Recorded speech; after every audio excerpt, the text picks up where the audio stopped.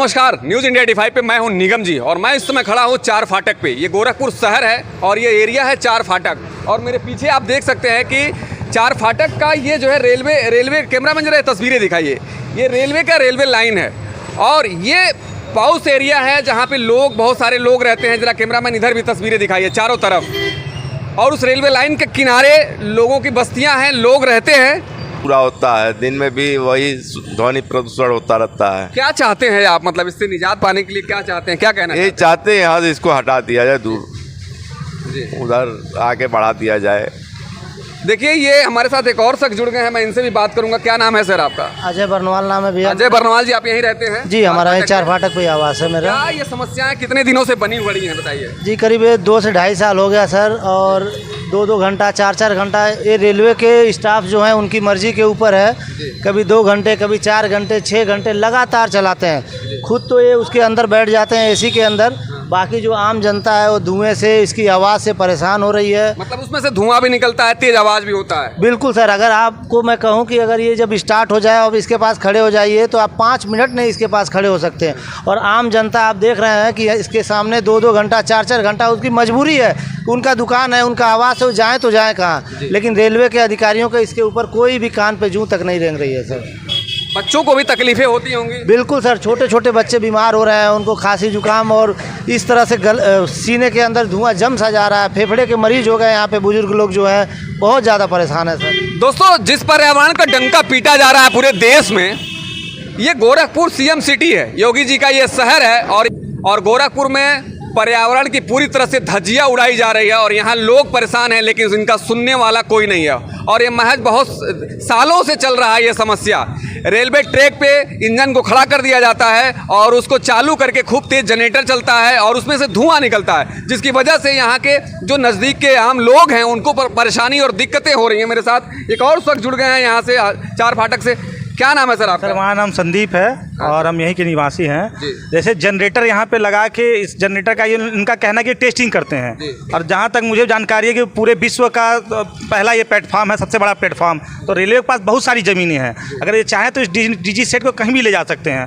लेकिन ये जो रिहायशी एरिया जहाँ पे रेजिडेंशियल लोग रहते हैं, जिसमें बूढ़ बुजुर्ग सभी तरह के लोग हैं, और समझ लीजिए इनके धुएँ से लोग इस तरह परेशान हैं। जैसे आप सिगरेट पीते हैं, सिगरेट के धुएँ से फेफड़े आपके जो भी ऑर्गन्स खराब हो जाते हैं। सोचिए डायरेक्ट धुआं हमारे सांसों में जा रहा है, जो बच्चे हैं उनके भी जा रहा है, जो बूढ़ बुजुर्ग हैं उनके यहाँ भी जा रहा है। बट हम लोग आला अधिकारी जितने भी इनके रेलवे के आपके पिट लाइन के अधिकारी थे, इलेक्ट्रिकल के अधिकारी, सबसे बात की कोई किसी का कोई सोल्यूशन नहीं निकाल पा रहा है। एक सवाल और पूछूंगा, सारी चीज़ें तो इलेक्ट्रिक हो चुकी है, लेकिन ये डीजल इंजन यहाँ क्यों चलाते हैं, हमको समझ नहीं सर देखिए, डीजल इंजन तो वो सरकार और विभाग बताए कि डीजल इंजन क्यों चला रहे हैं। सरकार मतलब लोग इतना पूरा इलेक्ट्रिफिकेशन हो चुका है और ये डीजी चेक करने के लिए कहीं और भी चेक कर सकते हैं। बट अब डीजी चला रहे हैं उनका विषय है। लेकिन हम ये कहना चाहते हैं कि जो भी पॉल्यूशंस हो रहे हैं, इसका सोल्यूशन के लिए जो भी आला अधिकारी है या आपके माध्यम से आप कहीं और इस बात को पहुँचाएं, जिससे लोग डीजी का यहाँ से कहीं भी डिस्प्लेसमेंट कर दें। यही हम कहना चाहेंगे। उनके पास हाँ, क्या कहना चाहते हैं? उनके पास एक ऑप्शन है, यहाँ पे एक लोको पिट है, लोको ग्राउंड है, वहाँ पे ये अपना ये इंजन भेज सकते हैं। बात हुई थी, अधिकारियों ने बोला भी था कि हम इसको लोको पे शिफ्ट कर देंगे।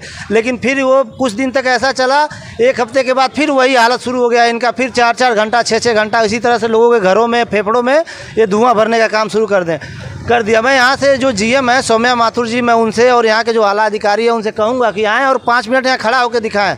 अगर उनके अंदर हिम्मत है और उनको हमारी परेशानी समझ में नहीं आ रही है तो आएँ, वो 5 मिनट इस इंजन के पास खड़ा होकर दिखाएं कि हाँ भाई हम खड़ा हो सकते हैं और आप भी रहिए। अगर वो 5 मिनट खड़ा हो लेंगे तो हमें 5 घंटे इसके सामने रहने में कोई दिक्कत नहीं है। लेकिन एक बार वो आके यहाँ पे देखें तो क्या हालत है हमारी। और इसके बारे में सर हमने अधिकारियों को बताया, लेकिन उनको कोई प्रभाव नहीं पड़ रहा था। देखिए, इसकी सूचना अधिकारियों को दी गई है, लेकिन यहाँ के जो जीएम साहब हैं उसको इन्होंने जिम्मेदारी से नहीं लिया इस चीज़ों को। और ये बहुत शर्म की बात है कि यहाँ की आम जनता जो है परेशान हो रही है।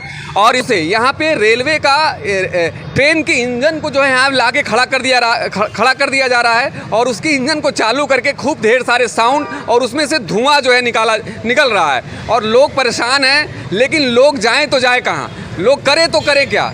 ये समस्याएं इनकी सुनने वाला कोई है नहीं। इन्होंने बहुत लोगों से कहा, यहाँ के अधिकारियों से भी बात करने की कोशिश की, लेकिन इसका कोई समाधान नहीं मिला। मैं यहाँ के लोगों से जानना चाहूँगा, लोग यहाँ खड़े हैं, मैं बात करूँ। क्या नाम है सर आप? प्रमोद कुमार निषाद। प्रमोद कुमार जी, ये कितने सालों से समस्या बनी पड़ी है, क्या दिक्कत होता है? 2-2.5 साल से ये समस्या है और इससे धुआं तो निकलता ही है, प्लस इतना आवाज़ होता है कि कान बहरे हो गए हम लोग को सुनते सुनते हैं।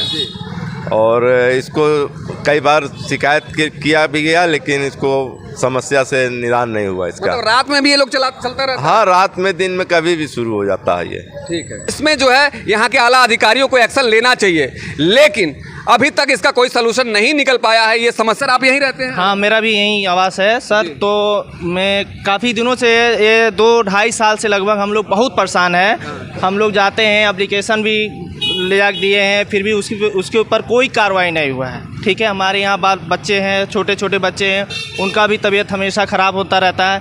जो कि यहाँ की जो ट्रेनें की जो लैटरिन है, वो भी यहीं पे साफ़ करते हैं सब लोग।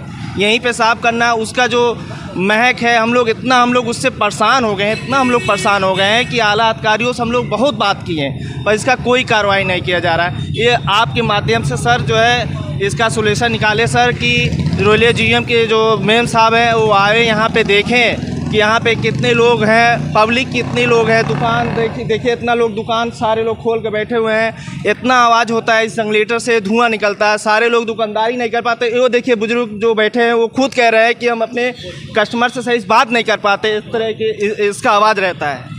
तो सारे लोग को परेशानी है, तो इस चीज़ के हम लोग को निवारण दिला रही है आप इस माध्यम से। हम लोग बहुत परेशान हैं। लोग परेशान हैं। मेरे साथ एक और चाचा जुड़ गए हैं जिनके सामने ही दुकान है यहाँ पे, और इन्हीं के सामने जो है ये इंजन आप तस्वीरों में देख सकते हो। मेरे बगल में एक वीडियो चल रहा है कि वो इंजन किस तरह से आवाज़ करता है, किस तरह से धुआं निकलता है। क्या नाम है चाचा? धुआं से तो परेशान ही है। अच्छा, धुआं से परेशान होते हैं? बहुत परेशान होते हैं, आँख में आंसू आ जाता है, धक धक धक धक धक करता रहता है।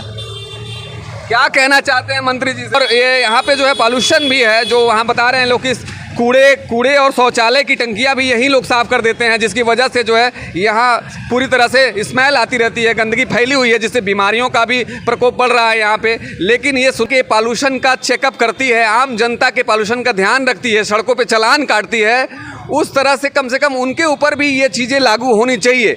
जब आम जनता सारे नियम को पालन कर रही है, सारी चीज़ों को कर रही है, तो वो आम जनता जब सरकार के चीज़ों से परेशान होती है तो उस पर क्यों नहीं कार्रवाई होती है? मैं इससे पूछता हूँ गोरखपुर के उन अधिकारियों से, आला अधिकारियों से, इस पर संज्ञान ले। नमस्कार, न्यूज़ इंडिया 85 से मैं गोरखपुर से बना हुआ हूँ निगम जी।